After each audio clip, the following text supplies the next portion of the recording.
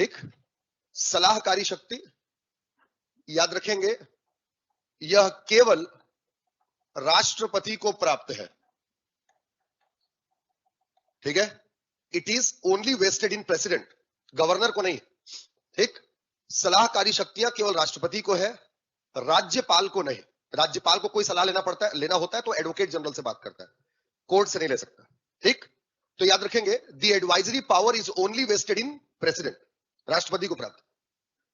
राष्ट्रपति की सलाहकारी शक्तियों का उल्लेख संविधान के अनुच्छेद 143 में है, 143।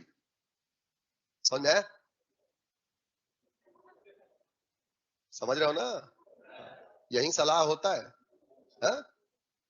तो 143 में राष्ट्रपति को शक्ति दी गई है, वो सलाह ले सकता है। याद रखें, राष्ट्रपति सुप्रीम कोर्ट से सलाह ले सकते हैं, ठीक है। The president can takes the advice of the supreme court. राष्ट्रपति सुप्रीम कोर्ट से सलाह लेंगे, कौन से आर्टिकल के तहत है? 143, 143, ठीक है। तो राष्ट्रपति और राज्यपाल नहीं ले सकते कि ले सकते हैं?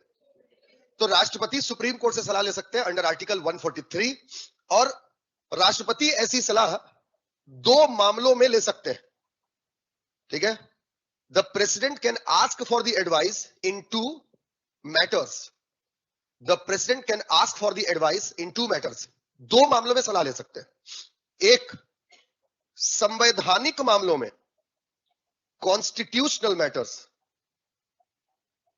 ठीक है। एक संवैधानिक मामलों में कॉन्स्टिट्यूशनल मैटर्स, और एक विधिक मामलों में लीगल मैटर्स, ठीक। लीगल मैटर्स, एक कॉन्स्टिट्यूशनल मैटर्स, एक लीगल मैटर। कॉन्स्टिट्यूशनल मैटर मतलब संविधान से जुड़ा हुआ अगर कोई प्रश्न है, संविधान से जुड़ा हुआ कोई प्रश्न है। जैसे एक आपको बता रहा हूं मैं, कई बार प्रश्न उठता है, जैसे अभी मैंने आपको बताया एक प्रश्न उठा कि जब राष्ट्रपति ने अध्यादेश जारी किया था 1970 में बैंकों को लेकर के, तो उस अध्यादेश में आप पढ़ेंगे इकोनॉमिक्स में, 19 जुलाई 1969 को हमारे देश में 14 बड़े बैंकों का राष्ट्रीयकरण हुआ था, 19 जुलाई 1969 को। तो इसको लेकर के एक केस लगाया गया कि प्राइवेट कंपनियों को पूरी पब्लिक किया जा रहा है, मतलब सरकारी बनाया जा रहा है, ठीक। और ये प्राइवेटाइजेशन को नेशनलाइजेशन में कन्वर्ट किया गया था, मतलब प्राइवेट बैंक्स को आपका नेशनल बैंक में कन्वर्ट किया गया था by an ordinance of the president, राष्ट्रपति के एक अध्यादेश से किया गया था। तो वहां पर एक प्रश्न उठा कि भाई अध्यादेश से क्या राष्ट्रपति ऐसे कार्यों को कर सकता है, क्योंकि ये बड़े कार्य है, प्राइवेट एंटिटी को पब्लिक एंटिटी में कन्वर्ट करना, पूरा सरकार के दायरे में लेकर के आना, क्या इसको एक अस्थायी कानून से किया जा सकता है? और किया जा सकता है तो क्या राष्ट्रपति के अध्यादेश की समीक्षा हो सकती है कि नहीं हो सकती? तो राष्ट्रपति ने स्वयं ही सुप्रीम कोर्ट से पूछा। तो राष्ट्रपति ने स्वयं जो सुप्रीम कोर्ट से पूछा अपने अध्यादेश के बारे में कि क्या ये जो अध्यादेश मैंने जारी किया है ये कॉन्स्टिट्यूशन के हिसाब से सही है, क्या इसका जुडिशियल रिव्यू संभव है? तो सुप्रीम कोर्ट ने उसी मामले की सुनवाई की। जब भी सुप्रीम कोर्ट में कोई मामला आएगा तो उसको केस के माध्यम से ही वो किया जाता है। तो इसी को आरसी कूपर केस कहा गया, जो अभी मैंने आपको बताया। इसी के माध्यम से सुप्रीम कोर्ट ने राष्ट्रपति को सलाह दिया कि बिल्कुल अध्यादेश के माध्यम से किया जा सकता है, लेकिन संविधान बस में संशोधन नहीं करेंगे, और अगर ये मैलाफाइड इंटेंशन से जारी किया गया है, गलत नियत से जारी किया गया है, तो जुडिशियली रिव्यू भी हो सकता है। मेरी बात समझे? तो ये कॉन्स्टिट्यूशनल मैटर्स होते हैं। संविधान की बातों में अगर कोई अस्पष्टता लगती है राष्ट्रपति को, तो राष्ट्रपति पूछ सकते हैं। जैसे एक और एग्जांपल अभी आगे पढ़ाऊंगा तो आपको समझ में आएगा। आर्टिकल है 72 कॉन्स्टिट्यूशन का, और आर्टिकल 72 कॉन्स्टिट्यूशन का राष्ट्रपति को क्षमादान की शक्ति देता है। और आर्टिकल 72 यह कहता है कि क्षमादान राष्ट्रपति का विवेकाधीन शक्ति होगी, मतलब स्वविवेक होगा। तो राष्ट्रपति फिर अपनी मर्जी से दे सकता है। अभी आप बोलोगे तो वैसे तो आप बोलते हो सर कि संविधान में कहीं स्वविवेक नहीं है, तो क्यों बोलता हूं उसका रीजन बता रहा हूं। फिर जब यह मामला उठा तो राष्ट्रपति ने सुप्रीम कोर्ट से पूछा कि क्या मैं क्षमादान की शक्तियों का अपनी मर्जी से प्रयोग कर सकता हूं बिना मंत्रिपरिषद की सलाह के? तो सुप्रीम कोर्ट ने परिभाषित किया कि यहां विवेकाधीन का मतलब मंत्रिपरिषद की सलाह है, मतलब अपनी मर्जी से नहीं ले सकता, इसलिए क्षमादान की शक्ति उसका स्वविवेक नहीं है। समझ आया?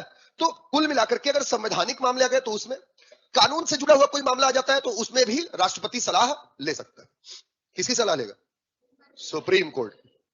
अभी सुप्रीम कोर्ट से ले रहा नोनी। वो अनुच्छेद 72 को ऐसे बताया था क्षमादान में, क्षमादान में कहां गए? समझ में आया? क्लियर? तुरंत तुम लोग वो हो जाते हो, खो जाते हो। तो एक राष्ट्रपति संवैधानिक मामलों में सलाह ले सकता है और एक विधिक मामलों में, अगर कानून की कोई पेचीदगी अगर है, ऐसा लग रहा है, तो राष्ट्रपति सलाह ले सकता है। अब एक बात समझ, यदि राष्ट्रपति संवैधानिक मामलों में सलाह मांगता है तो सलाह देना सुप्रीम कोर्ट के लिए बाध्यकारी होगा। मेरी बात समझ रहे हैं? यदि राष्ट्रपति संवैधानिक मामलों में सलाह मांगता है तो सलाह देना सुप्रीम कोर्ट के लिए बाध्यकारी होगा। लगेगा giving advice in constitutional matters, giving advice in constitutional matters for supreme court is mandatory. देना ही होगा, समझे बात? लेकिन फिर वही एक चीज, लेकिन यह सलाह मानने के लिए राष्ट्रपति बाध्य नहीं होगा। ठीक है? But the advice shall not be mandatory for the president, but the advice shall not be mandatory for the president. मतलब राष्ट्रपति अगर संवैधानिक मामलों में मांगता है तो सलाह देगा, देना ही होगा सुप्रीम कोर्ट को। और जो उसने सलाह दिया राष्ट्रपति उसको माने ये जरूरी नहीं है ना, not mandatory for the president. लेकिन अगर विधिक मामलों में सलाह मांगता है तो सुप्रीम कोर्ट के लिए सलाह देना बाध्यकारी नहीं है। ठीक है? बट इन लीगल मैटर्स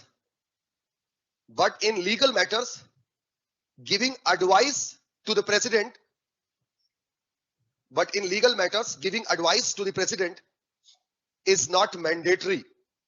ठीक? is not mandatory for the supreme court. मतलब अगर संवैधानिक मामले में सलाह मांगता है सुप्रीम कोर्ट देना होगा, लेकिन राष्ट्रपति उसको माने ना माने इसके लिए वो स्वतंत्र है। अगर विधिक मामलों में सलाह मांगता है तो राष्ट्रपति को सलाह देने के लिए बाध्य नहीं है, दे भी सकते हैं नहीं भी दे सकते हैं, और राष्ट्रपति किसी भी मामले में सलाह मानने के लिए बाध्य नहीं। क्लियर हुआ? अच्छा, यहां पर क्यों नहीं है बात, ये भी सोचने वाली बात है, क्योंकि राष्ट्रपति को विधिक मामलों में सलाह देने के लिए ऑलरेडी अटॉर्नी जनरल है, महान्यायवादी होता है जो विधिक मामलों में राष्ट्रपति को सलाह देता है। तो जब राष्ट्रपति सुप्रीम कोर्ट, भाई जब आपके पास दो है तो आप किसी से ही पूछो ना, पहले वाला तो यही बोलेगा जाना उससे पूछना, सही बोलेगा। तो यहां पर सुप्रीम कोर्ट के पास राष्ट्रपति जाता है तो बोल देता है कि भाई जाओ यार उधर जाओ, मूड नहीं है मेरा। समझ में आया? तो ये आपका सलाहकारी शक्तियां, एडवाइजरी पावर्स। क्लियर हुआ? आर्टिकल 143 समझ गए? चलो आगे चलते हैं। किसी कोई डाउट थोड़ी यहां तक?